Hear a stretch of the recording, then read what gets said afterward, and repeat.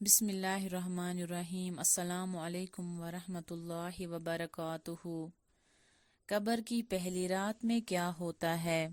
ایک حدیث ہے جس کا مفہوم کچھ اس طرح ہے کہ رسول اللہ صلی اللہ علیہ وسلم نے ارشاد فرمایا کہ اللہ تعالیٰ کی طرف سے قبروں پر ایک فرشتہ متعین ہے۔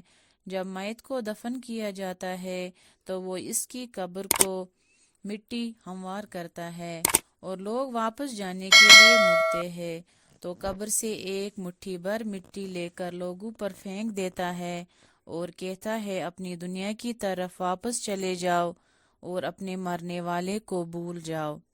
حضرت علی رضی اللہ تعالی عنہ نے فرمایا کہ میں نے رسول اللہ صلی اللہ علیہ وسلم کو یہ فرماتے ہوئے سنا کہ انسان کی مشکل ترین رات قبر کی پہلی رات ہوتی ہے، کیونکہ جب اس کے دوست احباب رشتہ دار اولاد اس کو دفنانے والے اس کو دفنا کر چلے جاتے ہیں تو وہ انسان روتا رہتا ہے۔ ہر ایک دوست کے پاس آتا ہے، اسے روکنے کی کوشش کرتا ہے کہ مجھے چھوڑ کر نہ جاؤ، لیکن افسوس کہ اس کی آواز کوئی نہیں سنتا۔ اب وہاں پر قبرستان میں ہر کوئی اکیلا رہ جاتا ہے۔ تب ہمارا سامنا ان فرشتوں سے ہوتا ہے جو ہمارے اعمال ہوتے ہیں۔ اب وہ کس مشکل میں ہمارے سامنے ہوں گے، اچھے یا برے، اس میں کوئی کچھ نہیں کہہ سکتا۔ تب وہ ہم سے اس دنیا میں گزری ہوئی زندگی کے متعلق سوال کریں گے، جن سوالوں کے جواب ہماری اس زندگی میں موجود ہے۔ جب تک ہم سانس لے رہے ہیں، ایک حدیث ہے جس کا مفہوم کچھ اس طرح ہے کہ رسول اللہ صلی اللہ علیہ وسلم نے ارشاد فرمایا کہ تم قبرستان جایا کرو، کیونکہ قبرستان موت کو یاد دلاتا ہے، اس سے عبرت حاصل ہوتی ہے۔ میں نے اپنے رب سے اپنی والدہ کی قبر پر جانے کی اجازت مانگی تھی، مجھے اس کی اجازت مل گئی، لہذا تم بھی قبرستان جایا کرو۔ اس سے دنیا سے بے رغبتی پیدا ہوتی ہے اور آخرت یاد آتی ہے۔ حضرت سیدنا سعید بن مسیب رضی اللہ تعالی عنہ فرماتے ہیں کہ ایک مرتبہ حضرت علی رضی اللہ تعالی عنہ مدینہ منورہ کے قبرستان گئے۔ حضرت علی رضی اللہ تعالی عنہ نے فرمایا، اے قبر والو، تم اپنی قبر بتاؤ یا ہم تمہیں بتائے؟ سیدنا سعید بن مسیب رضی اللہ تعالی عنہ فرماتے ہیں کہ ہم نے قبر سے وعلیکم السلام ورحمۃ اللہ وبرکاتہ کی آواز سنی اور کوئی کہنے والا کہہ رہا تھا، اے امیر المومنین، آپ ہی خبر دیجئے کہ ہمارے مرنے کے بعد دنیا میں کیا ہوا۔ حضرت علی رضی اللہ تعالی عنہ نے فرمایا، سن لو، تمہارے مال تقسیم ہو گئے، تمہاری بیویوں نے دوسرے نکاح کر لیے، تمہاری اولاد یتیموں میں شامل ہو گئے، جس مکان کو تم نے بہت مضبوط بنایا تھا اس میں تمہارے دشمن آباد ہو گئے۔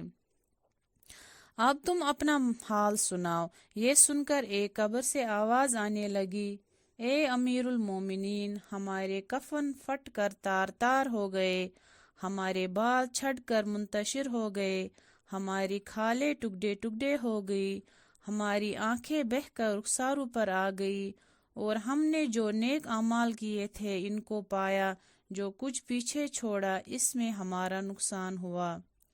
جب مردے کو قبر میں رکھا جاتا ہے تو اس کی نماز اس کی دائیں طرف آ کر کھڑی ہو جاتی ہے، روزہ بائیں طرف کھڑا ہو جاتا ہے، قرآن مجید کی تلاوت اور اللہ کا ذکر سر کی طرف آ کر کھڑے ہو جاتے ہیں، اور جماعت کے ساتھ نماز پڑھنے کو جو قدم چلے ہیں وہ پاؤں کی طرف کھڑے ہو جاتے ہیں۔ اس کا عذاب اس قبر میں اپنی گردن نکالتا ہے اور مردے تک پہنچنا چاہتا ہے۔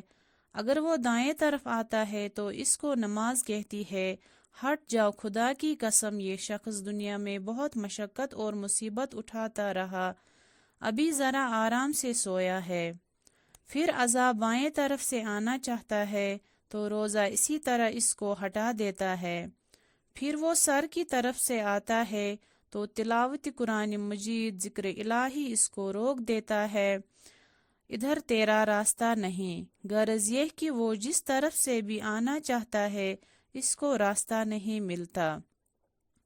یہ اس واسطے کہ اللہ تعالیٰ کے اس دوست کو عبادتوں نے اپنی زندگی میں دنیا کے اندر رہ کر کی تھی، لہٰذا وہ عذاب عاجز اور کمزور ہو کر واپس چلا جاتا ہے، اور اس کے بعد صبر جو ایک کونے میں کھڑا ہوتا ہے وہ ان عبادتوں سے کہتا ہے کہ میں تو اس انتظار میں تھا کہ اگر کسی طرف کی عبادت میں کچھ کمزوری ہو تو میں اس کی طرف ہمدردی کروں گا، مگر الحمدللہ تم نے ہی مل کر اس کو دفع کر دیا، لہٰذا اب میں اعمال تولنے کے ترازو میں اس کے کام آؤں گا۔ قبر میں دو فرشتے جن کو منکر اور نکیر کہا جاتا ہے آتے ہیں، جن کی آنکھیں بجلی کی طرح چمکتی ہے اور آواز کی بادل گرج کی طرح ہوتی ہے، اس کے دانت گائے کے سینگوں کی طرح باہر کو نکلے ہوتے ہیں، ان کے منہ سے آگ کے لپیٹے نکلتے ہیں، بال اتنے بڑے کہ پاؤں تک لٹکتے ہوتے ہیں، ان کے ایک کندھے سے دوسرے کندھے تک اتنا فاصلہ کہ کہیں دن چل کر ختم ہو، مہربانی اور نرمی ان کے پاس بھی نہیں گزرتی، لیکن سختی کا معاملہ مومنوں کے ساتھ نہیں کرتے، بلکہ پھر بھی ایسی ڈراؤنی شکل و صورت کی حیت ہے کہ ان دونوں کے ہاتھ ایک بہت بڑا لوہے کا ہتھوڑا ہوتا ہے کہ جس کو اگر تمام دنیا کے جن اور انسان مل کر اٹھانا چاہے، اٹھانا تو دور کنارہ اس کو ہلا بھی نہیں سکتے۔ وہ آ کر مردے سے کہتے ہیں بیٹھ جاؤ، مردہ ایک دم اٹھ کر بیٹھ جاتا ہے اور کفن اس کے سر سے نیچے سرک جاتا ہے۔ وہ سوال کرتے ہیں تیرا رب کون ہے، تیرا دین کیا ہے، تیرا نبی کون ہے؟ اگر مردہ نیک ہوتا ہے تو کہتا ہے میرا رب اللہ ہے جو وحدہ لا شریک ہے، اور میرا دین اسلام ہے، میرے نبی حضرت محمد صلی اللہ علیہ وسلم ہے۔ یہ سن کر وہ دونوں کہتے ہیں تو نے سچ کہا، تو اس کی قبر کی دیواروں کو سب طرف سے ہٹا دیا جاتا ہے، جس سے وہ چاروں طرف سے بہت زیادہ وسیع ہو جاتی ہے۔ اس کے بعد فرشتے کہتے ہیں سر اٹھاؤ۔ مردہ جب اوپر کو سر اٹھاتا ہے تو اس کو ایک دروازہ نظر آتا ہے جس میں جنت نظر آتی ہے، اور وہ کہتے ہیں اللہ کے دوست وہ جگہ تمہاری رہنے کی ہے، اس وجہ سے کہ تم نے اللہ تعالیٰ کی اطاعت اور فرمانبرداری کی ہے۔ حدیث پاک میں آتا ہے جس کا مفہوم کچھ اس طرح ہے کہ رسول اللہ صلی اللہ علیہ وسلم نے ارشاد فرمایا کہ قسم ہے اس ذات پاک کی جس کے قبضہ میں میری جان ہے کہ مردہ کو اس وقت ایسی خوشی ہوتی ہے کہ جو کبھی ختم نہیں ہوگی۔ اس کے بعد وہ فرشتے کہتے ہیں کہ اپنے پاؤں کی طرف دیکھ۔ جب وہ دیکھتا ہے تو وہ دوزخ کا دروازہ نظر آتا ہے جس سے دوزخ کا حال نظر آتا ہے۔ وہ فرشتے کہتے ہیں کہ اے ولی اللہ تو نے اس دروازے سے نجات پالی۔ اس وقت بھی بندے کو اس قدر خوشی ہوتی ہے جو کبھی ختم نہیں ہوگی۔ اس کے بعد اس کی قبر میں 70 دروازے جنت کے کھل جاتے ہیں جن سے وہاں کی ٹھنڈی ہوا اور خوشبوئیں آتی رہتی ہے، اور قیامت تک وہ انہیں باہروں میں رہے گا۔ کیسی خوش نصیبی ہوگی وہ روح جس کے ساتھ اللہ تعالیٰ اپنی مہربانی اور رحم و کرم کا سلوک فرمائے گا۔ جب نافرمانی کرنے والا قبر میں رکھا جاتا ہے تو قبر اس پر اتنی تنگ ہو جاتی ہے کہ اس کی پسلیاں دوسری طرف کی پسلیوں میں گھس جاتی ہے۔ اس پر کالے سانپ مسلط کر دیے جاتے ہیں، اس کی ناک اور پاؤں سے کاٹنا شروع کرتے ہیں، یہاں تک کہ درمیان میں دونوں طرف کے سانپ آ کر مل جاتے ہیں۔ پھر اس کے پاس دو فرشتے جن کا نام منکر نکیر ہے قبر میں آتے ہیں۔ وہ آ کر پوچھتے ہیں تیرا رب کون ہے، تیرا دین کیا ہے، تیرا نبی کون ہے؟ وہ ان کے ہر سوال میں جواب دیتا ہے کہ میں کچھ نہیں جانتا۔ اس کے اس قدر زور سے مارتے ہیں کہ اس کے گرز کی چنگاریاں قبر میں پھیل جاتی ہے۔ اس کے بعد اس کو کہتے ہیں کہ اوپر دیکھ، وہ اوپر کی طرف جنت کا دروازہ دیکھتا ہے، جنت کی باغ و بہار نظر آتی ہے۔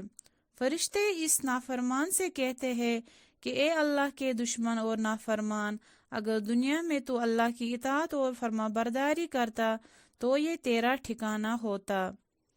ایک حدیث ہے جس کا مفہوم اس طرح سے ہے کہ رسول اللہ صلی اللہ علیہ وسلم نے ارشاد فرمایا کہ قسم ہے اس ذات پاک کی جس کے قبضہ میں میری جان ہے، کہ اس کو اس وقت ایسی حسرت ہوتی ہے کہ اس جیسی حسرت پھر کبھی نہیں ہوگی۔